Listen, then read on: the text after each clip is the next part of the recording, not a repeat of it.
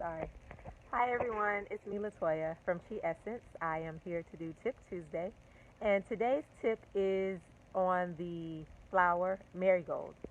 I'm sorry, pot marigold, or what is also known as Calendula officinalis. And there is a very important distinction between just saying marigold because sometimes when we think marigold, we're thinking of the ornamental version. And I do use that, but not for, those are not for medicinal or herbal uses. I use the ornamental marigold, just to kind of plant in my garden as border plants or in the middle of rows to keep certain pests and insects away from getting into my garden. But this pot marigold or Calendula officinalis is good for herbal and medicinal uses, right? Um, the flowers come in still the same variety of colors that you would see the ornamental marigolds, and there are a few different varieties. But as long as it has officinalis at the end of it, you know that you can use it for herbal and medicinal purposes. One of the things that you might not know is that the flower part is actually edible, and you have to be careful with when you're eating the flowers because you want the, like I have a flower in my hand, right? You want the thin, separate kind of petal part of it, right? It kind of has that. If you think of a sunflower, I'm going to go with that visual because we all pretty much know what a sunflower looks like, and it is actually in the same family as a sunflower. But if you look at the sunflower, it has that middle circle part, and then the petals kind of come off the end of it. So the calendula is the same way, but the circle part, those are also petals that will eventually sprout up, but those are not the part that we eat. We eat the part that has fully formed into its own individual little petal. So they're good raw, or you can put them and bake them in foods and drinks. Another way to use it is in tinctures or infusions. Infusions are really high concentrations of a particular herb in hot water or warm water that has set so that the goodness essentially could come out into that water, and then you drink the water. But it's packed, it's more concentrated than the tea, right? Because in the tea we use more water, less herb, and then in the fusion we use more herb, less water. So this is one that is good as an infusion. I didn't give you the properties, sorry.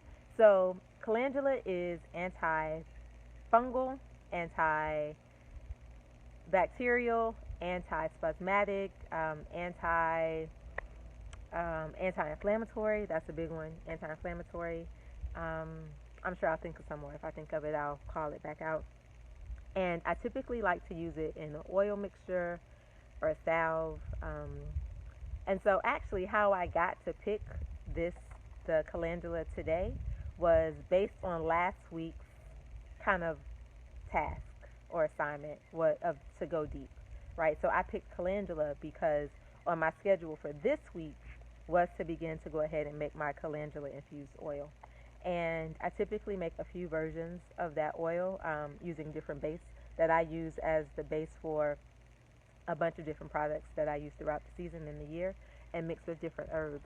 But I do just calendula oil by itself that is great for muscle aches or pains. If you have varicose veins, that some people have painful varicose veins. My mom used to do that. You can use that to massage into that area. It's good for that. What else? It is also good as a detoxifier. You could, again, with the infusion, you can use that infusion and have that as a detoxifier, and that's good. Let's see, what else do we have about calendula? Um, let me see.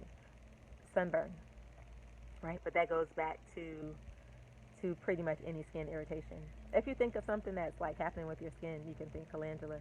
It's a safe. It is not a harsh. It is not a harsh herb at all.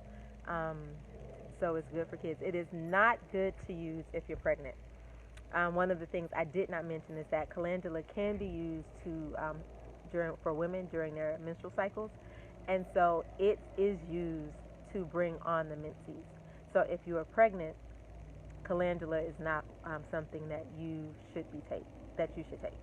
I didn't give my disclaimer at the beginning, but that just reminded me I am not a doctor. Um, Although my sister reminded me that I do have a PhD, but that doesn't help me in this situation.